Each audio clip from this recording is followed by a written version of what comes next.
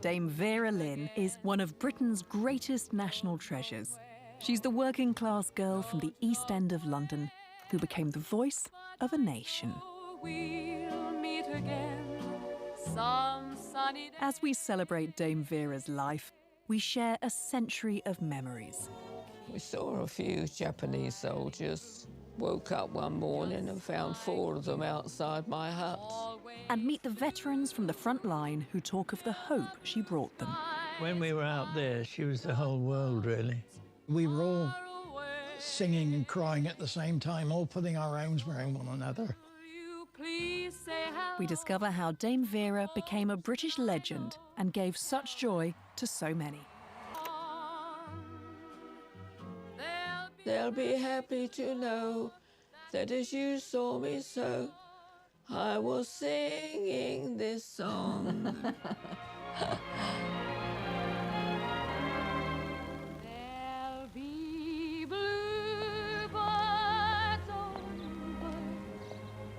It was here in London's East Ham that Vera Lynn was born. Now, for most of us, when we think of her, we think of the Second World War, but in fact she was born during the First World War on March the 20th, 1917. By the time she was 7, she was already singing in public, a little working-class girl singing in working men's clubs. So how did someone with absolutely no formal musical training go on to have a stellar singing career that would span nearly a whole century? Born Vera Welch to Dad Bertram, a plumber, and Mum Annie, a dressmaker, the Welch family loved music and quickly realised that Vera had a good voice. So good that she fast became the family's main breadwinner. Just keep on wishing. You took for your stage name Lynn, didn't you? Yeah, it was my grandmother's maiden name. It's Irish. Because Lynn sounded better than Welsh. Yes, yes. It was easier for publicity. I thought it sounded nice. Yeah. Did you like singing when you were very young? I was all right. Once I was on, in full swing, I was OK. Once they found I could sing, they used to take me all round all the working men's clubs in London. There were great audiences. There were no microphones in those days, because my voice was much louder, because I sang in a higher key. When you started using the microphone, I had to lower my tone of my voice. Yours till the stars lose their glory. Yours till the birds fail to sing. Yours to the end of life. The voice was so genuine. You didn't ever have singing lessons apart from when you were older, and that didn't last long, did it? No, I never didn't have singing lessons. I just went once. I thought I could extend my range. But when she heard me sing, she says, "No, I can't train that voice. It's not a natural voice." So I said, "Well, thank you very much, madam," and left. I wonder if she ever heard me when I was on the radio after that. If you love me, really love me, let it happen, I won't care. Radio was to come calling for Vera as she was about to make the transition from East End to West End. One night, age 15, singing here at Poplar Baths, Vera was spotted by local band leader Howard Baker, who signed her up on the spot. She was going to be catapulted into the glamorous world of the big band scene. Love is like a cigarette. Love seems to fade away and leave behind ashes of regret. And with a flip of your fingertips, it was easy for you to forget. Love is like a cigarette. first of all, I would look at the lyrics. And if I liked the lyrics, then I would listen to the tune, because I thought the lyrics were more important than the music. And I liked it. We set the keys, and the arranger would come and hear me sing it so that he would know where to put the emphasis on any backing. One evening long ago, a big ship was leaving. Vera had a real talent for picking her own songs, trusting her instinct, knowing what she was good at, and that would prove to be the key to her enduring success. By the age of just 22, she'd sold over 1 million records. She'd bought her parents a house. She'd bought herself a little car. Life was sweet. But then war broke out, and Vera worried that that could signal the end of her career.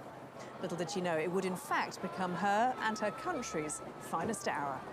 No such undertaking has been received, and that consequently this country is at war with Germany.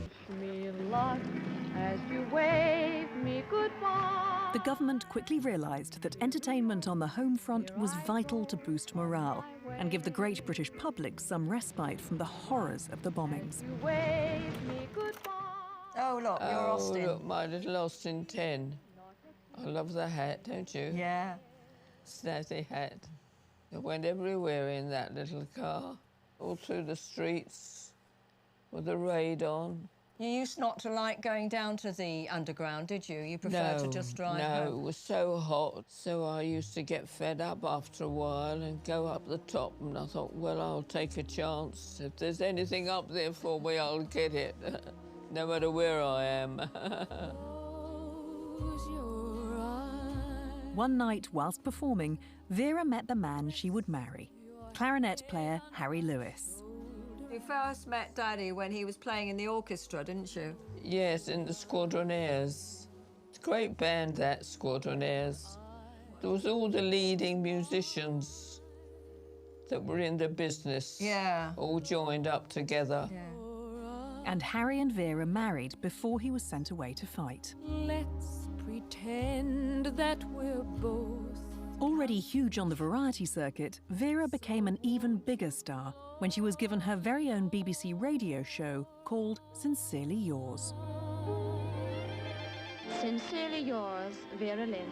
Like curtain of night will. Dear boys, this letter of mine is getting to be a sort of rendezvous where husbands and wives... It was a good way of trying to communicate with the boys that were away. I'm yours sincerely. I'm sincerely yours. I'd been getting all kinds of letters from people with worries, asking me what I do in their situation. I'd like to... The show was an instant success, a mixture of chat, song and letters, newborn baby announcements from the wives Vera visited, and requests from soldiers abroad. This time I've a tune that sings of the peace and calm of married life, of cosy evenings by the fireside. Vera chose one of her favourite songs, We'll Meet Again, as her radio signing off tune each week. And that's all my news and music. You'll hear from me again next week. Good night, boys. Sincerely yours, Vera Lynn. We meet again. Don't know where. We'll meet again. How did you find that? I sang it before the war. Yeah. It was just a song that was sent to me, and I rather liked the lyric. And I thought that's a good song, you know, because it goes with anyone, anywhere, saying goodbye to someone or parting, you know. Hope we'll meet again. Till the blue skies drive the dark clouds far away. Vera continued to work tirelessly on the home front, but she decided it was time to go and sing to the troops in person. And so she joined up to the Entertainment National Services Association, ENSA for short.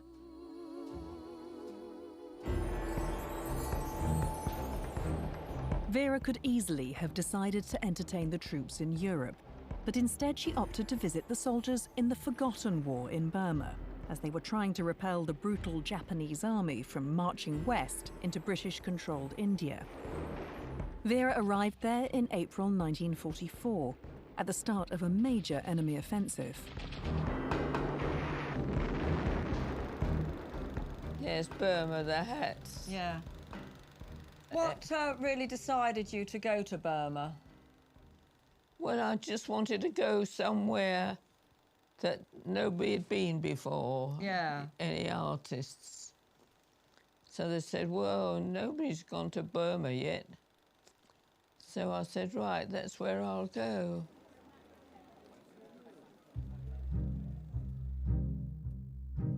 I am a real fan of Vera because she did so much to cheer us up when things looked grim. She was a force's sweetheart very quickly. She was one of us, singing to us, and she came all the way out there at a certain risk to entertain us and cheer us up. Show me the way. It was on the end of some paddy fields. She was singing underneath a light. As soon as she finished, I'm sure the Japanese heard us cheering and clapping. It was absolutely marvellous that she should come there when so many of our entertainers didn't. I had a wife and daughter waiting for me at home. She brought them closer. There is no object to this letter. It's just that I felt I must show my appreciation of you travelling over 6,000 miles to sing for the boys. I've just received a letter from my eldest son in hospital in Burma, who tells me how you paid him a visit and how you entertained them. And in the jungle where radios aren't up to standard, and there's not so many anyhow, we've been inspired and comforted. So we wish to proclaim you our 1st Battalion sweetheart. Somebody ought to get cracking now with, I suggest, Sweetheart of the Jungle. You're the first English girl I've seen and heard in this part of the world. I think 4 of us went down to see her. How we found it, I don't know really. But I know we travelled for 2 hours through the jungle to get there. It was packed out with servicemen. We were all pushing to get as close as we could really to where she was. It's a lovely day. I can't remember whether she had musicians with her or anybody else at all. No, it was just Vera for us. We were all singing and crying at the same time, all putting our arms around one another. It was just great to see her, really, to think what we were going through there. It was a good bottle of medicine, it really was. We'll meet again, don't know where.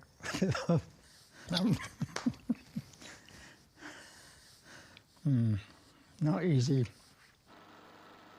There's Len on the left. You just had Len Edwards on piano, didn't you? Yes, we used to carry that around with us, not literally, in a little truck. It didn't suffer an awful lot when you consider in the state of the roads, but we did have a trouble one time when we just started the concert and the sides fell off of the piano, and the boys had to rush up and hold the sides on before we could continue this programme. Were you ever frightened? No, I knew I was being taken good care of. The boys never left my side. There'll always be an England. With the tide turning in favour of the Allies, Vera returns to England to host another series of her radio show, which once again broadcast both at home and abroad.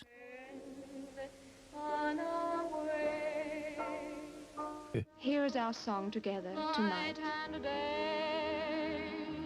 You are the one. We knew her before the war as an ordinary entertainer, but when we were out there, she was more than that.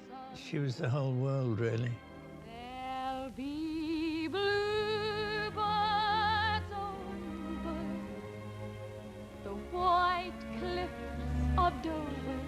To hear her say, there'll be bluebirds over the white cliffs of Dover, I could see those cliffs And I thought, we are going home. And laughter and peace ever after. Tomorrow, when the world is free. What made you choose the White Cliffs of Dover? Because it was the last thing the boys saw when they went away, and the first thing they saw on the way back. We may allow ourselves a brief period of rejoicing. Today is victory in Europe today. You're home again. Home, dear, where you belong.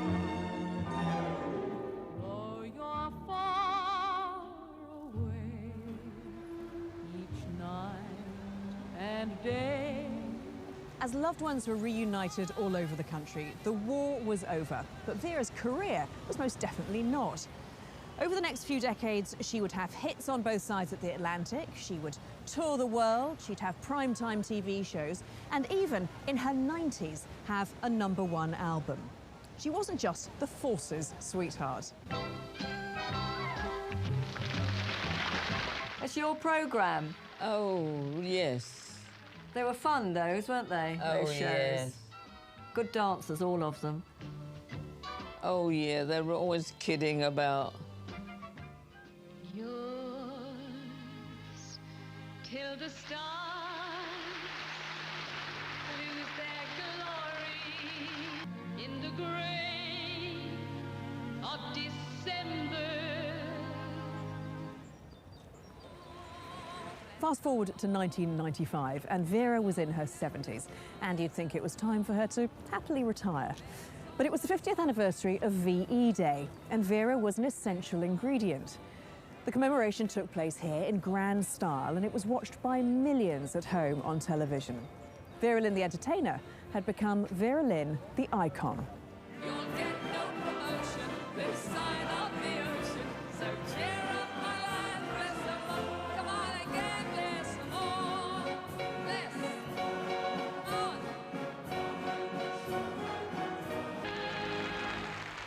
Vera became the oldest living artist to ever have a #1 album.